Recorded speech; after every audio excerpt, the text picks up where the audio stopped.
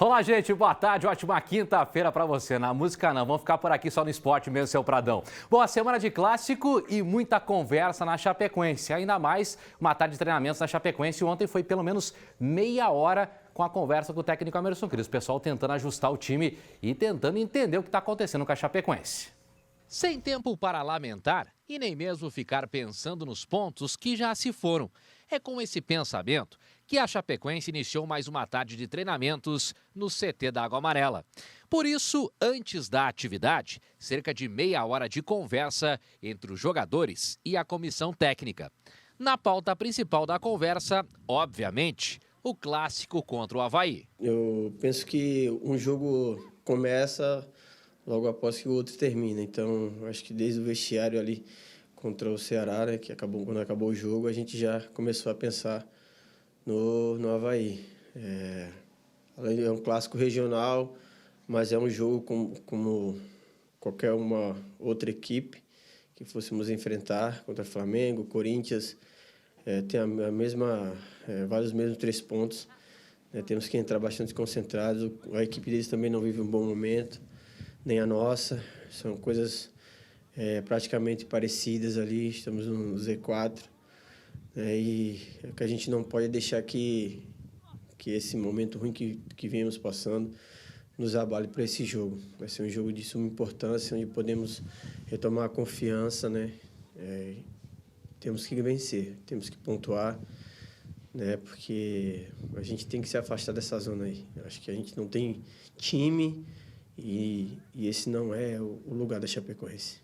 Além de clássico regional, esse também será o jogo de marcas negativas. A última vitória da Chapecoense em casa foi contra o Internacional, lá na estreia do Campeonato Brasileiro em abril. Já o adversário está há mais de 130 dias sem vencer e, por coincidência, a última vitória foi registrada contra a Chapecoense 2-1 em plena Arena Condá, no dia 7 de abril, ainda pelo Campeonato Catarinense. Mesmo nesse momento conturbado e de metas negativas, o lateral Eduardo destaca que é preciso ter paciência e pede apoio ao torcedor verde-branco. É bem essa palavra, um pouco de paciência. Eu acho que cobrança tem que existir, né? Não só deles, mas entre nós jogadores também.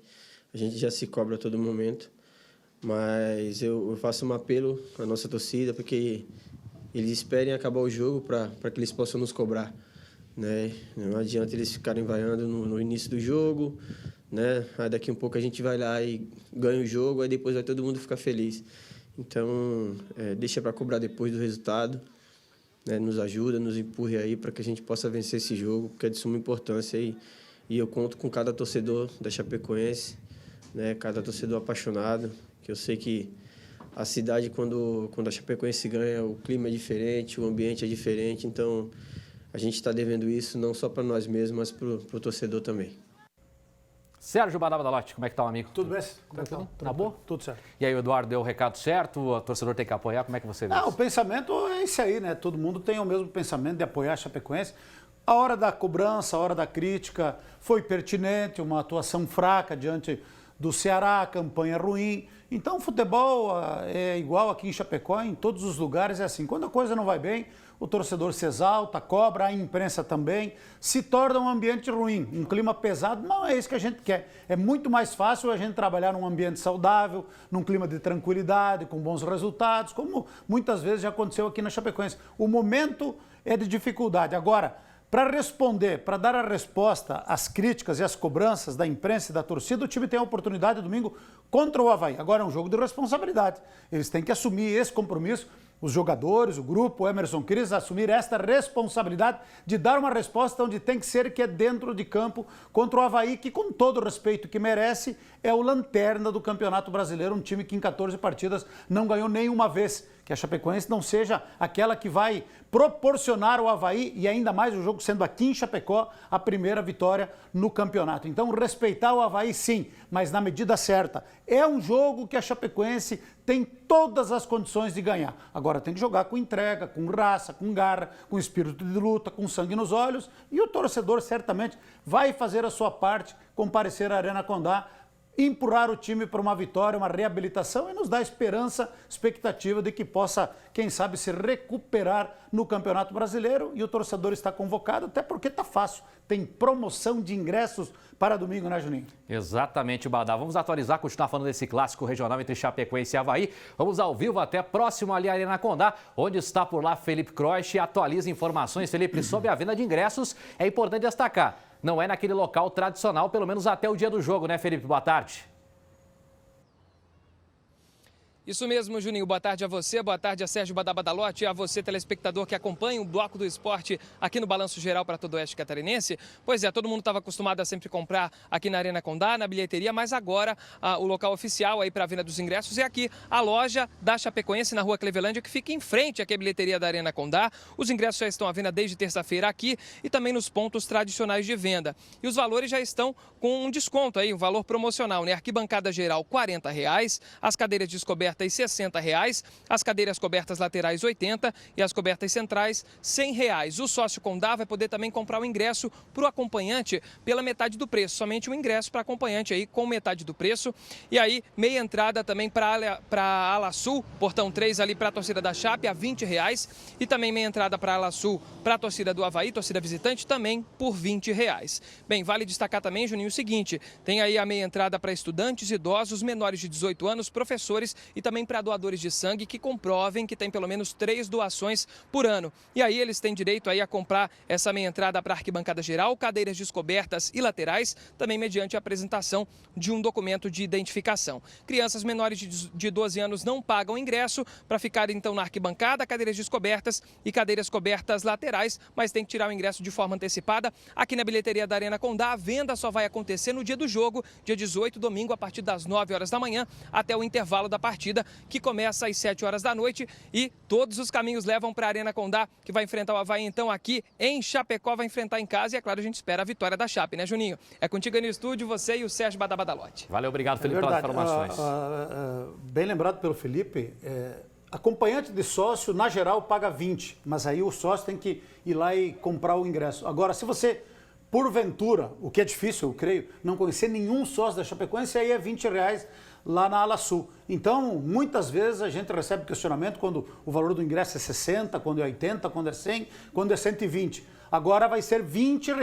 É para o torcedor da Chapecoense, aquele que quer apoiar, quer torcer. Se não quiser torcer, se não quiser apoiar, se está brabo com a Chapecoense, se está revoltado, se não passou a raiva ainda de muitas coisas que acontecem, é um direito de cada um. Agora, aquele que quiser apoiar e que quiser incentivar a Chapecoense, estar ao lado do clube no momento difícil, não só no momento bom, está aí a oportunidade, R$ 20. Então, quem quiser colaborar está convidado a comparecer à Arena Condá para dar aquele incentivo, porque a Chapecoense sempre foi muito forte dentro de casa. Quando teve essa união da torcida com o time, a Chapecoense cresceu. É claro que esta relação ela anda meio conturbada ultimamente, mas nada que daqui a pouco não possa se recuperar, e esperamos que, quem sabe, domingo comece um novo momento na vida da Chapecoense e na relação do time com a torcida. Tá todo mundo esperando, né, Badá? Bom, no Brasileirão Sub-20, a Chapecoense perdeu para o Cruzeiro, hein? Por 3-1 lá em Belo Horizonte, em jogo válido pela 10ª rodada da competição. Por causa da final do Catarinense Sub-20, a Chape colocou uma equipe alternativa para essa partida, os jovens talentos do Verdão, né, meu amigo Badá, que acabaram perdendo lá com esse time alternativo. Estão se preparando todo para a final, né? Concentração total para a final do Sub-20. E a campanha da Chapecoense no Campeonato Brasileiro ficou meio prejudicada, porque em muitos jogos teve que jogar com time de reservas, porque eram jogos no meio de semana Campeonato Brasileiro, no final de semana Campeonato Estadual. E Campeonato Brasileiro é difícil, vocês imaginam a estrutura que tem o Cruzeiro, o time que não tem da base. Então, o time certamente foi preservado para a decisão do Campeonato Catarinense, que é contra o Avaí. Chapecoense e Avaí travam uma disputa bonita aí nas categorias de base, no 20, no 17, no 15 também. Então começa sábado, lá em Florianópolis, talvez ou na ressacada ou no CT do Avaí, mas começa a decisão, por isso que vamos torcer aí para que comece bem o Sub-20 da Chapecoense no primeiro jogo da final e depois o segundo jogo será aqui em Chapecó, quem sabe, para confirmar o título. Estamos todos na torcida, né? Vou falar um pouquinho de extracampo agora. A situação das famílias das vítimas do voo da Chapecoense foi tema de audiência pública hoje de manhã na Comissão de Relações Exteriores lá do Senado Federal. O debate foi sobre as pendências judiciais. Este é o segundo encontro do Senado Federal para debater o assunto. Foram convidados para a audiência 27 pessoas, entre elas o procurador da República de Chapecó, Carlos Humberto Prola Júnior, e o atleta Hélio Zampier Neto. O pessoal, inclusive, está vendo imagens aí do Neto falando. Inclusive, na fala dele, Badá chorou, né? Lembrou dos colegas do voo lá, os amigos da Chapecoense. E os senadores que estavam assistindo, né, também choraram nesse momento de muita comoção. Não é para menos. Sempre quando você mexe numa ferida, ela vai doer. Mesmo que a ferida, às vezes, pareça que está cicatrizada, mas não está. Às vezes você mexe na ferida ali, ela volta e começa a doer novamente. Eu assisti boa parte, começou às 10 horas da manhã, foi transmitido ao vivo pela TV Senado. Está ali o Romário, ó. O Romário fez a pergunta talvez mais interessante, ali também o Jorge Cajuru, polêmico, o Jorge Cajuru, o senador Esperidião Amin. É importante, cada audiência dessa se avança um pouquinho, se ouve coisas. Então eu acho que sempre é importante se tocar nesse assunto, principalmente lá no Senado Federal. Mas em determinado momento, o Romário fez a seguinte pergunta. Eu só tenho uma pergunta, que era para o advogado da resseguradora, que aliás trouxe uma informação que a resseguradora, aquela seguradora que propôs um acordo com todas as vítimas, pagar $200 mil, $250 mil, $225 mil, já fez acordo com 23 famílias. E o Romário, na hora de perguntar para o advogado lá da empresa que é de fora do Brasil, perguntou: quem é o grande e maior responsável pelo acidente? E aí o cara não soube dizer, o cara não soube responder. Aí, por teleconferência, chamaram o dono da Lamia, que jogou a responsabilidade no governo da Venezuela, da resseguradora, no governo da Colômbia, e meio que tirou a responsabilidade da Lamia. Então, é importante que se tenha esse tipo de audiência aí para sempre avançar, esclarecer cada vez mais. E quem sabe algum dia todas as famílias serão indenizadas, porque tem a indenização trabalhista, que são as ações que a Chapecoense está propondo acordo. Eu acho que já fez acordo, que se não fez com todo mundo, praticamente todo mundo. E tem as ações cíveis, que aí a responsabilidade seria da empresa, da Lamia. Temos as vítimas das famílias e a própria Chapecoense. Queira ou não, a Chapecoense também foi vítima, porque a Chapecoense contratou um serviço e também perdeu muitos ativos, né? Então, quem sabe um dia isso aí vai ter fim, mas pelo visto, infelizmente, vai demorar. E seguimos acompanhando essa novela, né? Chapecoense e Xanxerê se enfrentaram na noite desta quarta-feira pela Liga Catarinense de Futsal. Foi um jogo cheio de emoções e muitas chances para os dois lados. No ginásio, Ivo Esguissardi. E Chapecó levou a melhor. A Chapecoense abriu o placar com Ademar. Xanxerê empatou com Adnácion.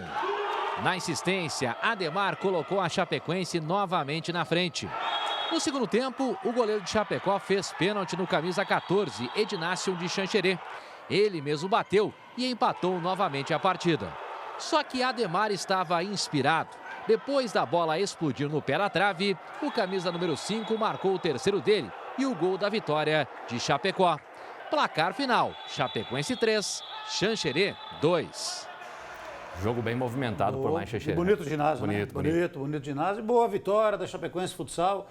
Queira ou não, hoje um clássico contra a Xanxerê. Parabéns aí o pessoal da Chapecoense Futsal. E vamos falar do jogo da Copa do Brasil, hein? O Grêmio venceu o Atlético Paranaense e está com uma grande vantagem. De um lado, mais de 40 mil tricolores apoiaram o Grêmio, pentacampeão do torneio. Tradição que vem de anos, né? Que foi construída jogo a jogo. A Libertadores, a Copa do Brasil, Libertadores, a Libertadores, por isso que o Grêmio se tornou uma referência em Copas, né? Do outro, torcedores do Atlético Paranaense na expectativa pela conquista inédita da Copa do Brasil. Antes da bola rolar, clima total de decisão na arena. Afinal, a primeira partida da semifinal valeu uma vantagem, que começou do alto. Everton Cebolinha levantou na medida para André, que tirou do goleiro Santos e abriu o placar. Na segunda etapa, o camisa 90 teve uma chance cara a cara com o goleiro do Furacão, mas perdeu. André, que pediu falta no lance, foi substituído por Diego Tardelli. E neste outro lance, que a falta existiu, Jean Pierre ajeitou e botou no cantinho. Os atletas seguiram a orientação do comandante. Quem conhece os jogadores é o treinador.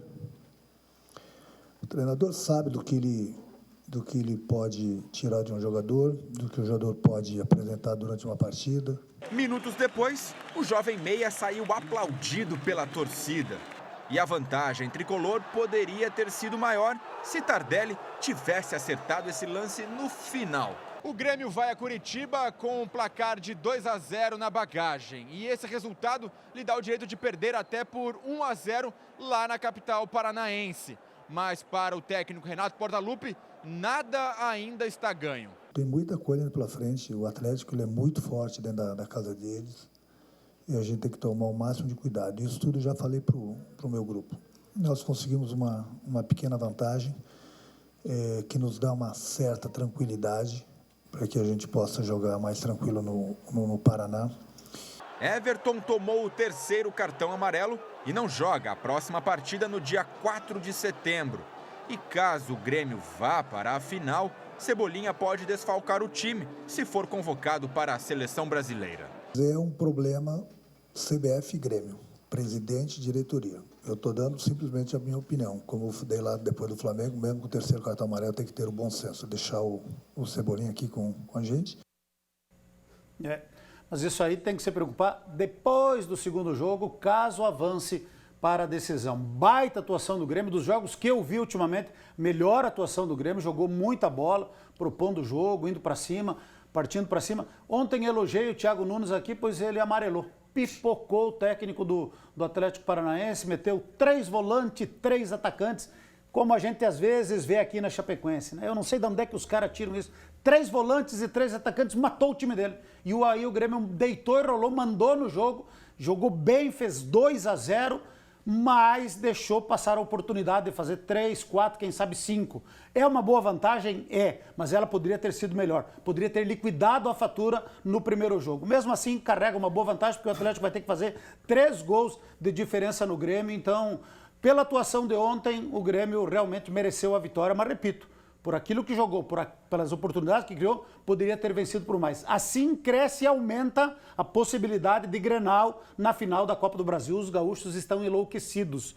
É o Inter confirmar contra o Cruzeiro o jogo da volta em casa, joga pelo empate, e o Grêmio confirmar lá na Arena da Baixada, que pode sim, por que não, termos Grenal na final da Copa do Brasil. Mas isso é só dia 4 de setembro. Antes disso, a partir de semana que vem, aí a Libertadores da América, Grêmio na terça contra o Palmeiras e o Inter na quarta contra o Flamengo. Mandar uns abraços aqui pra gente fechar o esporte. Abraço pro José Carlos Linhares, grande abraço, Linhares. Azar, Linhares, velho. E o Rafael Bressão, os aniversariantes de hoje, dessa quinta-feira. E um abraço pra Júlia de Mello, Bresciane, lá de Pinhalzinho, também tá no aniversário hoje. Parabéns, Júlia, parabéns, muitas felicidades e muitos anos de vida aqui do pessoal do Balanço Geral. Feito, Brique. E um abraço pro Juquinha, grande presença, eu acho que sim, é o nosso querido Juquinha lá do Clube Recreativo Chapecoense, que hoje também está de aniversário. Fechou? Valeu, Pradão. Valeu. Até amanhã. Feito, Brique, grande abraço, até amanhã. Valeu. Amanhã tem mais esporte aqui no Balanço Geral.